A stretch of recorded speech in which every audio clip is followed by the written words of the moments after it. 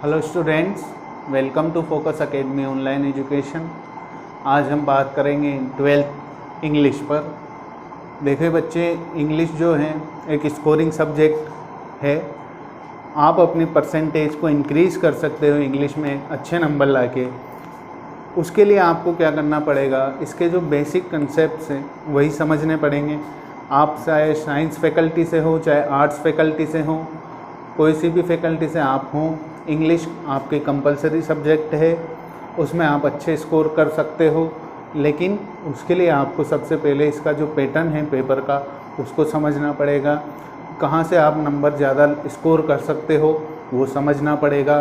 देखिए, पिछले अभी जो रिसेंट 12th के रिज़ल्ट आए हैं, उनमें कई बच्चों की जो परसेंटेज है, उनके फिज़िक्स, केमिस्ट्री, मैथमेटिक्स और बायो में अच्छे नंबर थे, लेकिन इंग्लिश और हिंदी में जो है उनके नंबर कम रह गए और परसेंटेज डाउन हो गई। तो हमें हर डिपार्टमेंट में एक अच्छा स्कोर करना पड़ेगा, तभी जाकर हमारी जो परसेंटेज है वो उस अनुसार बन पाएगी जैसे हम चाहते हैं। इसमें सबसे बड़ा योगदान जो होगा वो आपके कंपलसरी सब्जेक्ट्स का होगा, क्योंकि उन पर बच्चे कम ध्यान देते हैं। आप इंग्लिश में 100 में से 100 नंबर भी ला सकते हो, बड़ी आराम से ला सकते हो, अगर आप उसकी कुछ बेसिक चीज़ों को ध्यान में रखते हो। ठीक है, आप आर्ट्स के हों, साइंस के हों, उससे कोई फ़र्क नहीं पड़ता। पेपर इंग्लिश का सबके सेम आएगा, सिलेबस सबके सेम रहेगा। एज ए कंपलसरी सब्जेक्ट आपको इसको उतना ही वेटेज देना है, उतना ही महत्व देना है जितना आप दूसरे सब्जेक्ट को दे रहे हो। ठीक है, हम बात करते हैं 12th इंग्लिश के सिलेबस की। सिलेबस जो है आपका, इसमें आपके सबसे एक नुकसान कह सकते हो या किसी बच्चे के लिए फ़ायदा भी हो सकती है वो चीज़ कि 12th इंग्लिश में आपके ग्रामर का जो पोर्शन है वो बिल्कुल हटा दिया गया है, वो नहीं आता है। इसमें आपके 3 पोर्शंस होते हैं, रीडिंग, राइटिंग और टेक्स्ट बुक। रीडिंग यानी कि पैसेज, अनसीन पैसेज आएंगे आपके 15 नंबर के, एक 9 नंबर का, एक 6 नंबर का। 15 नंबर के 2 अनसीन पैसेज है, उनमें से एक 9 नंबर का होगा, एक 6 नंबर का होगा। उसके अलावा दूसरा पोर्शन जो है वो आपके राइटिंग का पोर्शन होगा। इसमें एक स्पीच होगा। स्पीच का अर्थ एक पैराग्राफ से हो सकता है। आपको कोई चित्र दे दिया जाए, कुछ ऐसा आपको विजुअल यानी कोई दृश्य ऐसा दे दिया जाए जिस पे आपको स्पीच तैयार करनी है, एक पैराग्राफ तैयार करना है, वो आएगा आपके 7 नंबर का। उसके अलावा आपके लेटर आएगा एक 7 नंबर का। ठीक है, एक रिपोर्ट आएगी 7 नंबर की। रिपोर्ट हम देखते हैं कि कैसे लिखते हैं, किस तरीके से उसका पैटर्न जमाना होता है, सब कुछ देखेंगे। रिपोर्ट आपकी आएगी 7 नंबर की। उसके अलावा 4 नंबर का आपके या तो नोटिस आएगा या एडवर्टाइजमेंट आएगा। दोनों अथवा में आएंगे और लग के आएंगे, दोनों में से आपको कोई एक करना है, या तो नोटिस कीजिए या एडवर्टाइजमेंट कीजिए 4 नंबर का। 2 बुक्स आपके चलती हैं। पहली बुक है रेनबो, दूसरी बुक है पेनोरमा। रेनबो वाली जो बुक है उससे आपके 25 नंबर के क्वेश्चंस आएंगे। पेनोरमा वाली जो बुक है उससे आपके 15 नंबर के क्वेश्चंस आएंगे। हम दोनों बुक्स और जो इनके क्वेश्चन आंसर हैं उनको विस्तार से देखेंगे कि किस तरीके से वहाँ से क्वेश्चन आंसर बनते हैं, किस तरीके से वहाँ से आगे की प्रक्रिया चलेगी, ये हम आगे देखते हैं। बच्चों, आगे हम बात करते हैं आपकी दोनों बुक्स की, जिनसे लगभग 40 नंबर्स के जो क्वेश्चंस हैं, मैटर है, उसमें से आता है। सबसे पहली बुक की हम बात करेंगे रेनबो। इसमें से आपके एक एक्सट्रैक्ट आएगा 4 नंबर का। एक्सट्रैक्ट्स मतलब आपके इस बुक में एक पोइट्री का सेक्शन है, जिसको आप हिंदी में पद्यांश बोलते हो, पद्यभाग बोलते हो, पोइट्री उसका सेक्शन है। उसमें से आपके एक एक्सप्लेनेशन आती है, एक्सट्रैक्ट आता है। आपको बताना है कि वो पोएम जो है, वो पंक्तियाँ जो है किस पोएम से ली गई है, उसके पोएट कौन है, पूछ क्या रहा है, उसकी व्याख्या करनी पड़ेगी। वो 4 नंबर का आपके पोइट्री से एक एक्सट्रैक्ट आएगा। उसके अलावा उसी पोइट्री के सेक्शन से आपके 3 क्वेश्चंस आएंगे। क्वेश्चंस आपके ज़्यादा आएंगे, मान लीजिए 6 आएंगे या 4 आएंगे, उसमें से आपको 3 ही करने हैं। वो 3 क्वेश्चंस आपके जो होंगे 6 नंबर के होंगे, यानी कि प्रत्येक क्वेश्चन 2 नंबर का होगा। तो ये जो आपके पोइट्री का वाला सेक्शन है ये पूरा 10 नंबर का होता है, बहुत ही इम्पोर्टेंट सेक्शन है, समझना चाहो तो बहुत इजी सेक्शन है, अच्छे नंबर आप वहाँ से स्कोर कर सकते हो। तो 4 नंबर की एक्सप्लेनेशन हो जाती है, 6 नंबर के क्वेश्चन आंसर हो जाते हैं 3, तो दोनों को मिला के 10 नंबर का ये आपके मैटर पोइट्री से होता है। उसके अलावा जो रेनबो की जो बुक है उससे 4 क्वेश्चंस शॉर्ट आंसर टाइप यानी कि लघुरात्मक प्रश्न आते हैं, प्रत्येक प्रश्न 2 नंबर का, 8 नंबर के ये 4 क्वेश्चन आएंगे आपके। ये आपके मेन रेनबो की जो लेसन्स है उनमें से आएंगे, वो आपको 8 नंबर के मिलेंगे पेपर में। उसके अलावा उन्हीं लेसन्स में से किसी भी लेसन से एक निबंधात्मक प्रश्न लॉन्ग आंसर टाइप क्वेश्चन आएगा जिसका वेटेज होगा 7 नंबर का। तो ये जो पूरी बुक है बहुत इम्पोर्टेंट बुक है, 25 नंबर की आपकी ये बुक है। लगभग आपके इनमें से आराम से 25 में से 20 से 22 नंबर बहुत इजीली आ सकते हैं अगर आप लेसन्स को, पोइट्री के सेक्शन को ढंग से पढ़ेंगे, एक एक उसके क्वेश्चन आंसर को देखेंगे, उसमें से जो मोस्ट क्वेश्चन आंसर होंगे उनको हम छांटेंगे और उन्हीं को अच्छे से कंप्लीट करेंगे। आपकी ये बुक 25 नंबर की हो जाती है। उसके अलावा पेनोरमा दूसरी पुस्तक चलती है आपके, जिसमें से एक लॉन्ग आंसर टाइप क्वेश्चन आएगा, यानी कि एक निबंधात्मक प्रश्न दूसरी पुस्तक से आएगा, दूसरी बुक से आएगा, जिसका नाम क्या है, उसका नाम है पेनोरमा। पेनोरमा से एक लॉन्ग आंसर टाइप क्वेश्चन आएगा, वो भी कितने नंबर का आएगा, 7 नंबर का। उसी पेनोरमा की बुक से आपके लेसन के अंदर से 4 शॉर्ट आंसर टाइप क्वेश्चंस आएंगे, यानी कि उनके जो जवाब हैं आपको शॉर्ट लैंग्वेज यानी कि छोटे से रूप में या कम शब्दों में देने होंगे, इतना बड़ा आंसर नहीं होगा, छोटे क्वेश्चंस होंगे। 4 शॉर्ट आंसर टाइप क्वेश्चंस, 4 छोटे क्वेश्चंस, वो प्रत्येक क्वेश्चन 2-2 नंबर का, यानी कि 8 नंबर के आपके वो क्वेश्चंस होंगे। चलिए बच्चों आगे बात करते हैं अपने सिलेबस के अगले पार्ट की, जो है राइटिंग वाला पोर्शन। राइटिंग वाला पोर्शन आपके 25 नंबर्स का है। उसमें आपके 4 तरीके के क्वेश्चंस या 4 तरीके से आपके पेपर में वो पूछा जाएगा। पहला जो है वो है 1 out of 2 short compositions. 2 short compositions दी गई होंगी, उनमें से आपको एक करनी होगी, जो कि 50 वर्ड्स यानी 50 वर्ड्स यानी 50 शब्दों में आपको वो लिखना है।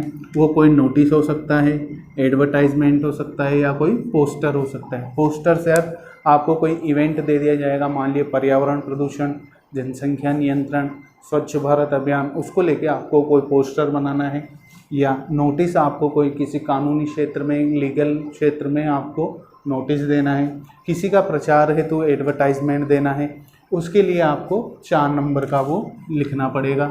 ठीक है, दूसरी हम बात करते हैं, रिपोर्ट आएगी आपके 7 नंबर की। रिपोर्ट आप किसी भी एक इवेंट पे लिख सकते हो, किसी आपको जो वहाँ इनपुट दे रखा हो, इनपुट से क्वेश्चंस में आपको दिया हुआ होगा कि आपको इस बारे में रिपोर्ट लिखनी है, इस मैटर में एक रिपोर्ट तैयार करनी है, तो आपको वहाँ पर लिखनी होगी, जिसके आपको 7 नंबर मिलेंगे। उसके अलावा आपके एक लेटर आएगा 7 नंबर का। लेटर देखिए, लेटर आप अलग अलग तरीके से पूछा जा सकता है। जैसे कि मान लो लेटर में आपसे कहा गया है कि आप किसी कानूनी क्षेत्र में आपको लेटर लिखना है, जैसे म्यूनिसिपल बोर्ड यानी नगर पालिका में, नगर परिषद में, जिला परिषद में, इनमें आपको पत्र लिखना है, या किसी शिकायत के लिए आपको पत्र लिखना है, या किसी न्यूज़ एजेंसी के लिए उसके लिए आपको पत्र लिखना है, किसी राष्ट्रीय मुद्दे पर, अंतर्राष्ट्रीय मुद्दे पर, किसी भी मुद्दे पर। देखिए यहाँ पर लेटर आपके वो फैमिली और फ्रेंड्स वाले लेटर नहीं आते हैं, कुछ अच्छे पोर्शंस होंगे, अच्छे लेटर्स होंगे, उसके लिए आपको 7 नंबर मिलेंगे। उसके अलावा आपके एक कंपोजिशन और आती है, जो कि 2 कंपोजिशंस आएंगी, इनमें से एक आपको करनी है, लेकिन ये 50 शब्दों में करनी थी, ये 100 शब्दों में करनी है। उसमें आपको क्या करना होता था कि आपको उसमें नोटिस, एडवर्टाइजमेंट वगैरह लिखने होते थे। इसमें आपको जो है कोई स्पीच तैयार करनी हो सकती है, किसी चीज़ पर आर्टिकल लिखना हो सकता है, या फिर कोई विजुअल यानी इससे मतलब है कि आपके पेपर में कोई ऐसा दृश्य दिया गया होगा, उसके ऊपर आपको स्पीच तैयार करनी है। दृश्य से मतलब किसी पोलिंग स्टेशन का दृश्य, चुनाव कार्यालय का दृश्य, मतदान का दृश्य, या फिर स्वच्छ भारत अभियान का पोस्टर, या किसी महापुरुष का चित्र, उसको देखकर आपको उस पर स्पीच तैयार करनी है वो कितने नंबर की होगी, 7 नंबर की। तो इस तरीके से आपके राइटिंग के जो 25 नंबर हैं, राइटिंग के 25 नंबर आपको यहाँ पर इनके पार्टीशन किए गए हैं। आपको अब ये समझना होगा कि ये जो पोर्शन है ये 10th क्लास से बिल्कुल अलग है। उसमें आपके पैराग्राफ आते थे, स्टोरीज आती थी, और लेटर जो होते थे वो फैमिली और फ्रेंड्स को होते थे। नोटिस, एडवर्टाइजमेंट वगैरह, ये स्पीच, ये नहीं आते थे। यहाँ पे आपके एकदम अलग चीज़ होंगी। तो उनको आपको बिल्कुल बेसिक्स से हम तैयार करवाएंगे, बेसिक्स से सिखाएंगे। पूरा का पूरा सिलेबस, पूरा कोर्स आपके ऐप पर पूरा शुरू से लेके एंड तक डाला जाएगा। आपको ऐप को जल्द से जल्द डाउनलोड करके और उस पर अपने जो कोर्स है पर्टिकुलर वो परचेज़ करना है, और उसको आप लगातार वीडियो उसको देखते रहना है, और आप उसके द्वारा अपना जो बोर्ड का जो प्रिपरेशन है वो अच्छी तरीके से कर पाओगे। चलिए बच्चों, अपन अपना सिलेबस अपने कंप्लीट किया, देखा कहाँ से क्या आता है। अब अपन एक टॉपिक स्टार्ट करते हैं। टॉपिक जो है थोड़ा सा इंटरेस्टिंग सा टॉपिक है, बच्चों को उसको समझने में थोड़ी दिक्कत हो सकती है, लेकिन अगर आप अच्छे से ध्यान दे के समझोगे तो मज़ा आएगा उस टॉपिक पर। टॉपिक ऐसा है जिसको पढ़ाया बहुत कम जाता है, स्कूल हो, कोचिंग्स क्लासेज हो, कहीं भी हो, आपको ये जो टॉपिक है इसके बारे में बहुत कम जगह बताया जाएगा। लेकिन टॉपिक जो है ऐसा टॉपिक है कि अधिकांश बच्चों के नंबर उसमें कटते हैं। हम उस टॉपिक को अच्छे से समझेंगे, हम किस तरीके से उसको एग्ज़ाम में सॉल्व करेंगे ताकि हमारे पूरे नंबर मिले, नंबर नहीं कटे। उसको लेके मैं आपको थोड़ी सी ट्रिक्स भी बताऊंगा, टिप्स भी दूंगा, और उसको सॉल्व करने के अपन तरीके भी देखेंगे नए नए। अच्छे से वीडियो को देखना, स्किप बिल्कुल मत करना, वरना कहीं कोई टिप मैं ऐसी बता दूँ वो आपसे छूट जाए और एग्ज़ाम में आपका नंबर कट जाए, उससे आपको फ़ायदा नहीं होगा। चलिए बात करते हैं। टॉपिक जो है अपना अनसीन पैसेज, अपठित गद्यांश। अनसीन पैसेज 2 आएंगे, एक 9 नंबर का, एक 6 नंबर का। दोनों पैसेज में आपके अच्छे नंबर मिल सकते हैं आपको। अधिकांश बच्चे जिनके नंबर यहाँ कटते हैं आप उनसे आगे निकल सकते हो। वो कैसे, देखिए। अनसीन पैसेज को सोल्व कैसे किया जाए एग्ज़ाम में, उसके बारे में अपन बात करते हैं। लेकिन उससे पहले हम देखते हैं कि जो अनसीन पैसेज है उसमें जो क्वेश्चंस पूछे जाते हैं वो किस टाइप के क्वेश्चंस होते हैं। वो क्वेश्चंस जो फर्स्ट जो क्वेश्चन होते हैं वो होते हैं फैक्चुअल क्वेश्चन। फैक्चुअल क्वेश्चन से आप क्या समझते हो कि ये तथ्यात्मक प्रश्न होते हैं। तथ्यात्मक यानी फैक्ट्स पर आधारित होते हैं। तथ्यात्मक यानी कि उसमें आपसे किसी तथ्य के बारे में पूछा जाता है, बिल्कुल सटीक आंसर उनका होता है, ना इधर से कुछ लिखना है ना उधर से कुछ लिखना है। आपको जो केवल एक सटीक फैक्ट पूछा है, जो तथ्य पूछा है, आपको वो सीधा उनको वहाँ बताना है। जैसे कि मान लो उसमें आपसे पूछा जाए कि उस जगह पर कौन सी गाड़ी खड़ी थी, तो आपको सिर्फ वो गाड़ी बतानी है, ये गाड़ी खड़ी थी। वो गाड़ी किस रंग की थी, इस रंग की थी। कोई इधर उधर की बात नहीं की जाएगी, आपसे डायरेक्ट फैक्ट्स पूछे जाएंगे जो कि उसी पैसेज में मौजूद रहेंगे। आपको पूरा पैसेज में से देखना है। अब हम बात करते हैं कि इन क्वेश्चंस को सोल्व कैसे करें। अनसीन पैसेज के जो दूसरे क्वेश्चंस हैं उनको कैसे सोल्व करें। दूसरा जो क्वेश्चन है उसका टाइप है डिस्क्रिप्टिव क्वेश्चंस। डिस्क्रिप्टिव क्वेश्चन से हमारा मतलब है कि हम डिस्क्रिप्टिव यानी उसको वर्णनात्मक, उसमें आपको किसी चीज़ का वर्णन करना पड़ेगा। वर्णन करने से आपका मतलब है कि आपको वहाँ पर फैक्ट्स में नहीं दिया होगा, आपको किसी एक पर्टिकुलर क्वेश्चंस के बारे में आपको बताना होगा कि वो चीज़ कैसे संभव हुई, वो घटना कैसे हुई, होगा वो पैसेज में ही। उसमें आपको फैक्ट्स नहीं मिलेंगे, उसमें हो सकता है आपको अपनी तरफ से बना के भी कुछ लिखना पड़े, वो होगा डिस्क्रिप्टिव क्वेश्चन, वर्णनात्मक प्रश्न। उसके अलावा आपके एक पार्ट होगा वोकेबलरी का। वोकेबलरी यानी आपके मीनिंग्स पूछे जा सकते हैं, आपके उसमें पर्यायवाची शब्द पूछे जा सकते हैं, वन वर्ड पूछे जा सकते हैं, या आपसे विलोम शब्द भी पूछे जा सकते हैं। इस प्रकार से आपके ये अनसीन पैसेज को 3 तरीके के क्वेश्चंस में हम डिवाइड करेंगे। इन क्वेश्चंस को आप अच्छे से सोल्व करोगे तो आपके ज़रूर पूरे नंबर इसमें आपको मिलेंगे। अब हम देखेंगे कि अनसीन पैसेज को हम सोल्व कैसे करें, स्टार्टिंग कैसे करें सोल्व करने की। देखिए, हम अधिकतर स्टूडेंट्स क्या करते हैं कि जो अनसीन पैसेज होता है पहले उस पैसेज को पूरा पढ़ते हैं, उसके बाद उसके क्वेश्चंस पढ़ते हैं, लेकिन हमें ऐसा नहीं करना है। हमें क्या करना है कि सबसे पहले हमें क्वेश्चंस पढ़ने हैं। सबसे पहले हमें क्या पढ़ने हैं, उसके क्वेश्चंस पढ़ने हैं। उसके क्वेश्चंस पढ़ने हैं हमें, क्यों, उसमें से फैक्चुअल क्वेश्चंस कौन से हैं, डिस्क्रिप्टिव क्वेश्चंस कौन से हैं, वोकेबलरी वाला पार्ट कौन सा है। अगर आप पहले क्वेश्चंस पढ़ोगे, उसके बाद आप जो पैसेज है, पूरा पैसेज आपके 700 शब्द का भी हो सकता है, 500 शब्द का भी हो सकता है, 600 शब्द का भी हो सकता है। कितने भी शब्द का आपके लगभग 500 से 700 शब्द का क्वेश्चन हो, वो जो पैसेज होता है वो होता है। तो आपको सबसे पहले पैसेज पढ़ना नहीं है, आपको क्वेश्चंस पढ़ने हैं। क्वेश्चन जब आप पढ़ लोगे तो वो जो क्वेश्चंस हैं वो आपके माइंड में घर कर जाएंगे। वो जब आप पैसेज पढ़ोगे तो अचानक से वो क्वेश्चन आपके दिमाग में वो हिंट देंगे कि हाँ ये क्वेश्चन है, हो सकता है ये उस क्वेश्चन का आंसर हो। जब आप पैसेज पढ़ रहे होंगे, जब आप क्वेश्चन पहले पढ़ेंगे उसके बाद पैसेज पढ़ेंगे, तो आपको जब पैसेज पढ़ते हुए कोई लाइन ऐसी आ जाएगी जो आपके क्वेश्चन से मैच होती हुई आपको दिखेगी, तो आप तुरंत उसका जवाब दे पाएंगे। तो आपको सबसे पहले क्या करना है, उसके क्वेश्चंस पढ़ने हैं। क्वेश्चंस पढ़ने के बाद ही आपको उसके पैसेज को पढ़ना है। और पैसेज में जहाँ जहाँ आपको अपने क्वेश्चंस से मिलते जुलते शब्द दिखें, वहाँ आपको अंडरलाइन करते हो ही जाना है। मान लो पैसेज में कोई लाइन ऐसी है जिसमें आपको फैक्चुअल आपका जो क्वेश्चन है उसको लेके कोई तथ्य या कोई फैक्ट मिलता है, आपको पूरी लाइन अंडरलाइन कर देनी है। इस तरीके से आप अगर क्वेश्चंस को सोल्व करोगे तो आपके क्वेश्चंस जल्दी सोल्व होंगे और लगभग सही सोल्व होंगे। हम बात कर रहे हैं अनसीन पैसेज की, उसमें हम अब देखेंगे कि फैक्चुअल जो क्वेश्चंस होंगे उनको पहचानना आपको कैसे है, सोल्व कैसे करना है। हमने देखा था कि अनसीन पैसेज में 3 टाइप के क्वेश्चंस होते थे, फैक्चुअल, डिस्क्रिप्टिव और वोकेबलरी। फैक्चुअल क्वेश्चंस की सबसे बड़ी पहचान होगी कि उनमें ये वर्ड्स होंगे व्हेन, वेयर, हु, विच, इस प्रकार के आपके उसमें वर्ड्स होंगे। व्हेन यानी हो सकता है कि आपसे उस क्वेश्चन में कोई समय पूछा जाए, जैसे कि भारत कब आज़ाद हुआ, आपसे समय पूछा गया। भारत जो आज़ाद हुआ था वो कल हुआ था, कल नहीं मतलब हुआ तो 15 अगस्त 1947 को था, वो कल आ रहा है। 15 अगस्त स्वतंत्रता दिवस हमारा, उसकी आप सभी को अग्रिम बधाई।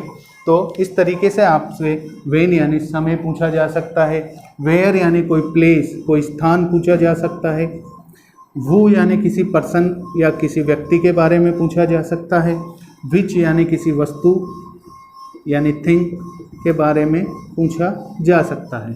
फैक्चुअल इसीलिए इनको बोला जाता है क्योंकि इनमें डायरेक्ट तथ्य आपसे पूछते हैं। व्हेन यानी कोई पर्टिकुलर आपसे पैसेज में अगर कोई समय दिया हुआ होगा तो वो आपसे पूछ लेगा। किसी जगह का नाम दिया होगा, मान लीजिए, वो आपसे पूछ लेगा। अगर आपका जो पैसेज है वो किसी हिस्टोरिकल वॉर के बारे में है, किसी युद्ध के बारे में है, तो आपसे डायरेक्ट वो पूछेगा कि वो युद्ध किस जगह पर हुआ। आपको सीधा सीधा जगह का नाम लिखना है। हो सकता है वो आपसे किसी व्यक्ति के बारे में पैसेज में से उठा के क्वेश्चंस बना दे, तो वो आपको हु से स्टार्ट करेगा। किसी वस्तु के बारे में पूछता है तो वो आपको विच से स्टार्ट करेगा। तो ये जो होते हैं ये फैक्चुअल क्वेश्चंस होते हैं। और फैक्चुअल क्वेश्चंस में हमें डायरेक्ट दिया हुआ होता है कि आपको किस चीज़ का उसमें पूछा गया है। मान लो वस्तु का पूछा गया है, व्यक्ति का पूछा गया है, या किसी समय या स्थान के बारे में पूछा गया है। इस तरीके से हम फैक्चुअल क्वेश्चंस को सोल्व करेंगे। उसके अलावा दूसरे नंबर पे आपके आते हैं डिस्क्रिप्टिव क्वेश्चंस। डिस्क्रिप्टिव क्वेश्चंस में आपको करना क्या है, डिस्क्रिप्टिव क्वेश्चन देखिए, जिन बच्चों को अंग्रेजी लिखना आता है और बनाना आता है उनके लिए डिस्क्रिप्टिव क्वेश्चंस जो हैं वो आपके आसान होंगे। उनको लिखना आसान होगा, बनाना आसान होगा। लेकिन जिन बच्चों को इंग्लिश लिखनी नहीं आती है, जिनको इंग्लिश बनानी नहीं आती, लिखनी आती है, परंतु वो क्वेश्चंस के आंसर्स अपने मन से नहीं बना पाते हैं, तो उनके लिए आपको मैं एक ट्रिक बता रहा हूँ, एक टिप दे रहा हूँ। उसके द्वारा आप अपने जो डिस्क्रिप्टिव क्वेश्चंस हैं इनको बड़ी आसानी से कर पाएंगे। डिस्क्रिप्टिव क्वेश्चंस वर्णनात्मक, जिसमें किसी चीज़ का वर्णन किया हुआ बताना पड़ेगा, आपको वर्णन करना पड़ेगा। यानी कि जो ये फैक्चुअल क्वेश्चंस होते हैं इनमें डायरेक्ट आपके फैक्ट पूछता था कि समय या किसी व्यक्ति का नाम, जगह का नाम, स्थान आदि का नाम, लेकिन डिस्क्रिप्टिव क्वेश्चंस में आपसे पूछेगा कि इस क्वेश्चन को इसमें आपसे पूछेगा कि ये सब हुआ कैसे। मान लीजिए जैसे कि आपको फैक्चुअल क्वेश्चन में ये पूछा गया कि भारत आज़ाद कब हुआ, आप पर्टिकुलर डेट बता दोगे, इस डेट को आज़ाद हुआ। लेकिन ये जो डिस्क्रिप्टिव क्वेश्चंस हैं इनमें आपको वो इस तरीके से देगा कि भारत आज़ाद कैसे हुआ, तो आपको उसमें पूरा वर्णन करना पड़ेगा, यानी कि 30 से 40 शब्द लगभग आपको लिखने पड़ेंगे, 50 शब्द कि ऐसे आज़ाद हुआ, ये सब हुआ, इस तरीके की घटनाएं हुई, तो इस तरीके से आपको डिस्क्राइब करना पड़ेगा। और ये जो डिस्क्रिप्टिव क्वेश्चंस हो रहे हैं इनके बारे में मैं आपसे एक टिप की बात कर रहा था। वो टिप जो है वो ये है कि ये जो डिस्क्रिप्टिव क्वेश्चंस होते हैं उसमें अधिकांश बार आपसे जो है वो थीम पूछी जाती है। क्या पूछी जाती है? थीम पूछी जाती है। थीम से मेरा मतलब है कि वो जो पूरा पैसेज है उसका भाव पूछा जाता है, यानी कि उसका मुख्य बिंदु पूछा जाता है। जैसा कि आपके हिंदी में आता है कि संक्षिप्त में इस पूरे पाठ का वर्णन करो, उसी प्रकार से आपको पूरे पैसेज का एक संक्षिप्त में वर्णन करना होगा। वही आपके डिस्क्रिप्टिव या डिस्क्राइबिव क्वेश्चन के आंसर आप इस तरीके से लिख सकते हो। ये उन बच्चों के लिए है जिनको अंग्रेजी बनानी नहीं आती है। जिन बच्चों को अंग्रेजी बनानी आती है उनको ये क्वेश्चंस हो सकता है थोड़े इजी लगे, लेकिन जिनको नहीं आती है उनको ये क्वेश्चंस बड़े कठिन लगते हैं। तो उनके लिए एक जरा सा एक मेरे तरफ से एक टिप है कि आप उसमें पैसेज का जो थीम है या पैसेज में आपके पूरे जो भावार्थ है आप वो लिख सकते हो, यानी कि आपको उसमें ये लिखना है कि इस पैसेज में किस बारे में बताया गया है। ठीक है, ये होता है डिस्क्रिप्टिव क्वेश्चंस को करने का तरीका। थीम, पैसेज की जो थीम होती है उसको आप लिख सकते हो। यही आपके अधिकांश बार पूछा जाता है। डिस्क्रिप्टिव जो क्वेश्चंस होते हैं, हमारा जो पैसेज करने का तरीका वो ये होता है कि हम सबसे पहले क्वेश्चन की लाइन देखते हैं पूरी, और उसी लाइन को हम पूरे पैसेज में ढूंढते हैं। वहाँ जहाँ भी हमें वो लाइन मिली हम उसको ऐसा करके और यहाँ आंसर लिख देते हैं। ये जो तरीका है आपके फैक्चुअल क्वेश्चंस में काम आ सकता है, लेकिन ये वाला जो तरीका है आपके लाइन से लाइन मिलाकर आंसर लिखने का तरीका, ये डिस्क्रिप्टिव क्वेश्चंस में काम नहीं आएगा। आपको वो लाइन पेपर में मिलेगी ही नहीं। तो आप पूरा पैसेज 2-3 बार पढ़ लोगे तो भी आपको लाइन नहीं मिलेगी, तो आप अपने मन से कुछ भी उटपटांग नहीं लिखोगे। आप उसमें ये लिखोगे कि आपके उस पैसेज में किस बारे में बताया गया है, उसमें चर्चा किन बिंदुओं पर की गई है, उसका मेन जो थीम है वो क्या है, वही आपके उस डिस्क्रिप्टिव क्वेश्चन का आंसर होगा। ठीक है, आशा कर रहा हूँ कि आपको समझ में आ रहा होगा। ठीक है, अगला हम देख रहे हैं वोकेबलरी वाला क्वेश्चन। वोकेबलरी वाले क्वेश्चन में मैंने आपको बताया था कि वोकेबलरी वाला जो पार्ट है उसमें आपको कोई वन वर्ड पूछ सकता है, पर्यायवाची पूछ सकता है, आपसे किसी का अपोजिट पूछ सकता है, antonyms, synonyms, one word, matching word, sentence arrangement, कुछ भी वो आपसे पूछ सकता है। देखिए, ये एक ऐसा बिंदु है, ऐसा टॉपिक, ये ऐसा क्वेश्चन है जिसमें अधिकांश इंटेलिजेंट बच्चों के भी यहाँ पर नंबर कटते हैं। कैसे कटते हैं? किन्हीं बच्चों के आपने देखा होगा इंग्लिश में 98 मार्क हैं, 99 मार्क हैं, 97 मार्क्स हैं। वो इस तरीके से उनके जो 2 या 3 नंबर कटते हैं वो वोकेबलरी वाले पार्ट में ही कटते हैं। यहाँ पर कठिन से कठिन शब्दों को चुना जाता है इन प्रश्नों के लिए, और अगर हम उस पैसेज को पढ़ने में जरा सी भी चूक कर दें, जरा सी भी गलती अगर हमसे हो गई, तो आपका वो वोकेबलरी वाला जो पार्ट है वो पूरी तरीके से गलत हो जाएगा। हमारा ये पार्ट गलत नहीं हो, इसके लिए हमें क्या करना पड़ेगा? सबसे पहले आप अपने जो ऊपर के दोनों क्वेश्चंस हैं इनको सोल्व करें, इनको लिखें। तरीका मैंने आपको बताया है कि सबसे पहले क्वेश्चंस पढ़ें। क्वेश्चन पढ़ने के बाद वो क्वेश्चन जो है आपके दिमाग में स्टोर हो जाएंगे।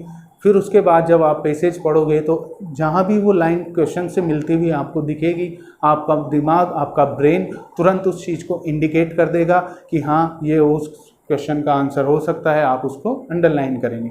ठीक है, अब जब हम पैसेज को पूरा पढ़ेंगे 2 बार 3 बार, तो हमें अधिकांश पैसेज के 90% जो वर्ड होंगे, लगभग 90 से 95% वर्ड्स ऐसे होंगे जो हमने पहले भी देखे हैं, पहले भी पढ़े हैं, पहले भी सुने हैं।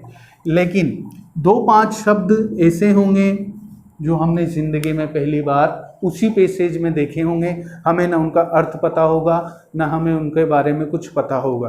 तो आपको वहाँ से दिमाग लगाना है। ये जो वोकेबलरी वाला क्वेश्चन है वो अधिकांशतः उन्हीं शब्दों से आपके पूछा जाता है। जैसे कि मान लो अगर आपको उसमें किसी चीज़ का अपोजिट पूछा जाएगा तो हो सकता है उसके आगे डिस लग रहा हो सकता है उस शब्द के आगे अन लग रहा हो। आपको इस तरीके से वहाँ अपना दिमाग लगाना है। ये केवल एक ट्रिक है उन क्वेश्चंस को करने की। अगर आपको डायरेक्ट वो क्वेश्चन समझ में आ गया, वो शब्द समझ में आ रहा है, उसका अर्थ आ रहा है तो आप डायरेक्ट करो। लेकिन अगर आपको कुछ नहीं आ रहा है उन शब्दों के बारे में तो इस तरीके से आप उन प्रश्नों को सॉल्व कर सकते हो। अगर आपसे अपोजिट या एंटोनिम्स पूछा जाएगा तो उसको आगे या तो डिस लगा हुआ होगा या अन लगा हुआ होगा। इस तरीके से आप समझ जाओगे कि उन्हीं शब्दों का विलोम शब्द है। तो ये 2 या 5 शब्द ही ऐसे होते हैं जो आपको वहाँ पर उलझाएंगे। इसके लिए हम क्या करेंगे, हम पिछले 10-15 सालों में जितने भी अनसीन पैसेजेस आए हुए हैं उन सभी पैसेजों को हम सॉल्व करेंगे। अधिकांशतः वोकेबलरी के जो क्वेश्चंस होते हैं वो रिपीटेड होते हैं, दोबारा वही से क्वेश्चन वहाँ से ही डालता है एग्ज़ाम में। तो हमें क्या करना है, पुराने जो पेपर हैं उनके सारे अनसीन पैसेजेस को हम सॉल्व करेंगे।